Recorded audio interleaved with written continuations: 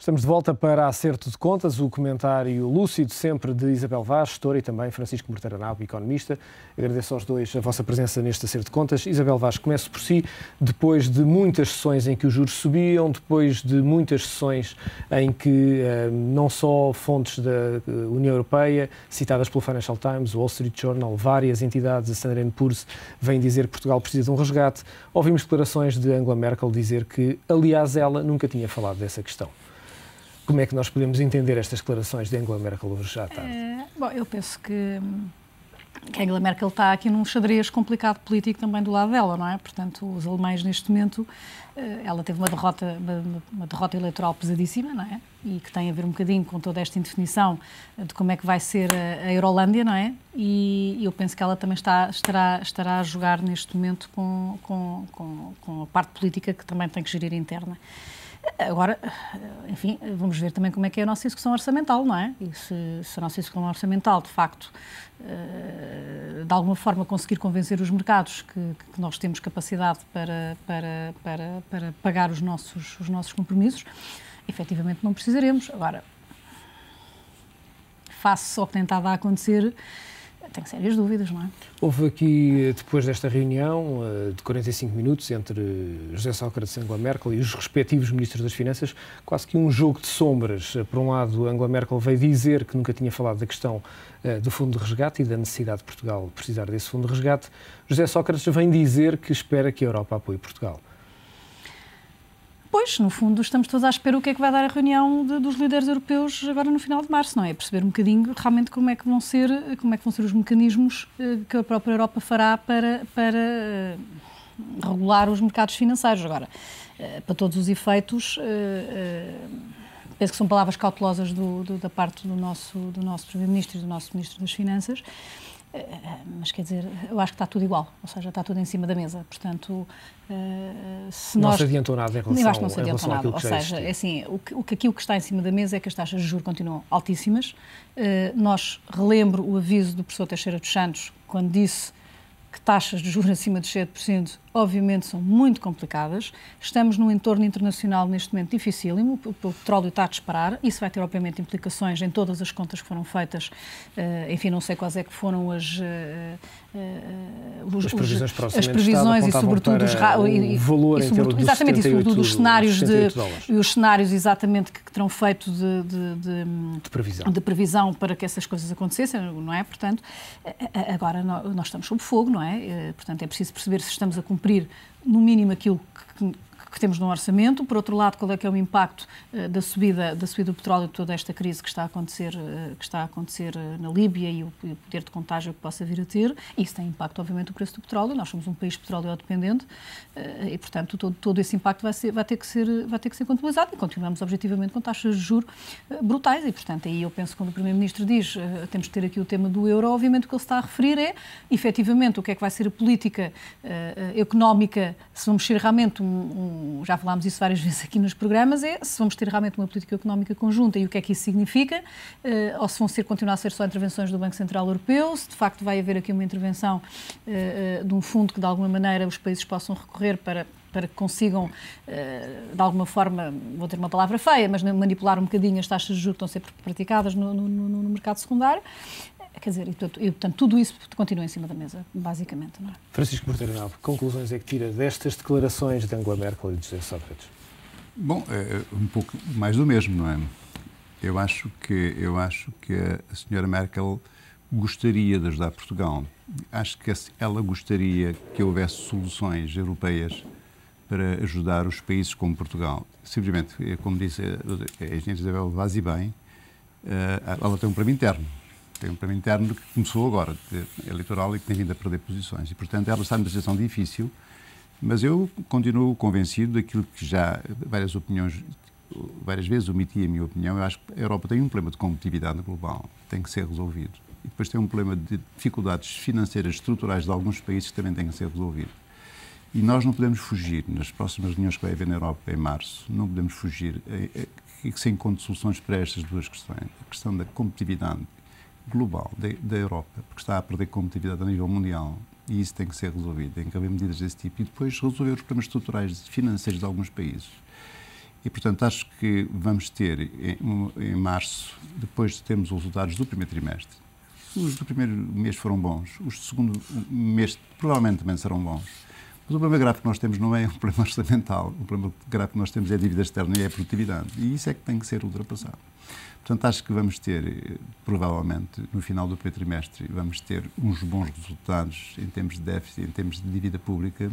Vamos continuar com uma dívida externa elevada e vamos continuar com baixas produtividades. E, portanto, vamos ter que encontrar uma solução que passa por a tal agenda de competitividade e passa por encontrar soluções a nível europeu que ajudem os países com debilidades financeiras, com debilidades estruturais a nível financeiro, que é o nosso caso, a encontrar soluções de longo prazo, de reestruturação de dívida, o que quiserem encontrar. Agora, não é possível Portugal pagar a dívida com este nível de juros que estão a acontecer no mercado, não é possível pagar a longo prazo esta dívida. Francisco Morteiro Nabo, há uma questão que é importante também analisar, tem que ver com o facto de como é que foi disponibilizada a informação relativamente à queda da despesa. Mais uma vez foi divulgada através de um jornal, no caso do Diário de Notícias. A execução orçamental do primeiro mês foi divulgada através do Expresso. A oposição veio criticar hoje esta forma de conhecer os dados da execução orçamental. São ainda dados preliminares, mas ainda assim são dados que foram publicados no dia desta importante reunião. É a mediatização dos eventos. No fundo, é estar a procurar informação na altura, na oportunidade da visita do engenheiro Sócrates à Alemanha, pôr cá fora um dado importante, que era conhecer os resultados de fevereiro na despesa. Não é a melhor maneira de pôr cá fora os resultados, não é a maneira mais séria, não é uma maneira simpática para o cidadão, e igual e equilibrada. É uma maneira oportunística, se quiser. Mas, pronto, é um dado bom. Eu acho que o que é relevante é que é um dado bom. Sabe que eu fiz política há uns anos. Eu acho que os políticos pouco são influenciados por esse tipo de notícias. Acho que isso afeta pouco as decisões. O que aconteceu não tem nada a ver com isso, afeta muito pouco. É um pouco mais para as pessoas que não vão lá do que propriamente as pessoas que lá estão. Mas para os mercados parece que este número para os mercados, é importante. Também penso que não. Agora, claro, é um bom dado. São apenas para consumo interno. É um pouco para consumo interno, é um pouco a questão mediática dos eventos, é um pouco a necessidade de manter informação que proteja um bocadinho, digamos, as teses do governo. É um pouco tudo isso, sabe que a vida política é um pouco isso. Nós identificamos mal com isso, o cidadão comum identifica-se muito mal com isso. Mas é verdade, hoje a vida política é um bocadinho isto, a mediatização de todos os eventos. Mas eu fiquei satisfeito em saber, independentemente dos efeitos, e da maneira como foi colocada a notícia, fico satisfeito em saber que é um pouco a minha convicção, é que nós vamos atingir as medidas de austeridade vão ter efeito. O problema não é esse, infelizmente, Portugal. O problema do país é de competitividade, é de dívida externa. E nós podemos ter as medidas de austeridade e vamos atingi-las, mas vamos ter uma recessão económica no final do ano, se não tomarmos medidas que ataquem a nossa competitividade e ataquem a nossa dívida externa. Essa é que é a questão central. Faz, portanto, uma leitura positiva desta queda da despesa em 6,3%. Faço uma leitura positiva, mas para mim não resolve o problema de fundo, porque é preciso, simultaneamente às medidas na área financeira e na área orçamental, são precisas medidas de natureza económica. E o que competitividade. Estando preso ao atingir destes objetivos extraordinariamente duros, passar para um déficit de 4,6%, ainda assim conseguiria, neste ambiente europeu de tanta restrição, conseguir fazer para relançar a economia? É um pouco o que vai ser discutido em março. É a questão dos chamados eurobonds, a questão da dívida, nós vendemos dívida à Europa. Portanto, no fundo, eu acho que Portugal, no caso concreto português, não está em condições de pagar a sua dívida. Simultaneamente, relançar um programa de competitividade e, ao mesmo tempo, manter o controle orçamental. A substituição da dívida. E então, eu acho que só há uma solução, que é reestruturar a dívida. Como a Europa, enfim, os eurobonds, o tal fundo europeu quiser comprar-nos um pouco a dívida, uma parte da dívida, e nós gerirmos o resto, obrigando o país a um programa de competitividade que permita relançar a economia e, portanto, retardar o pagamento de parte da dívida, fazê-lo a longo prazo através dos juros bonificados ou até do eventual perdão. É a minha opinião. Por mais voltas que deem, na minha opinião, não vai conseguir sair disto. A economia não vai crescer. Não vai sair disto, porque não conseguimos, que é impossível. Não é possível conciliar medidas de austeridade desta dimensão com o relançamento económico. E vamos ver. Vai haver, no primeiro trimestre, oxalá eu me engano, vamos ter já uma recessão económica. Não é possível. Não é possível conciliar ambas as coisas. E, portanto, temos que ser pragmáticos. E o pragmatismo passa. A Europa tem um problema global de competitividade e tem alguns países que são pequenos, que apresentam um pouco na economia europeia, que têm um problema estrutural financeiro, um problema orçamental. É preciso apoiá-los, dar-lhes espaço para que eles consigam recuperar a sua perda de competitividade, a sua falta de competitividade, não é perda, é falta de competitividade, mas dar-lhe ar, dar-lhe espaço, dar-lhe tempo para que eles possam fazer. Não lhe peçam impossíveis, porque as medidas de austeridade não conduzem a nada a não ser a cada vez a reequilibrar as contas. Mas não é esse o problema de fundo, porque o desequilíbrio das contas resultou exatamente da nossa perda de competitividade. Francisco, como é evidente, a questão é equilibrar isso internamente. Como é que a senhora Merkel explica isso aos contribuintes alemães? Pois, essa é que é a questão que a Isabel Vasi disse muito bem. É que a senhora Merkel tem um problema interno. Tem um grupo de senhores alemães que escreveu uma coisa cá para fora, que são 200 economistas, ou quantos são? 129. 120, não sei quantos, que puseram, que se opõem à política que ela está a querer seguir. O próprio presidente alemão fez declarações que ela está perante um problema. Mas eu acho que a Alemanha, se o não fizer, faz muito mal à Europa.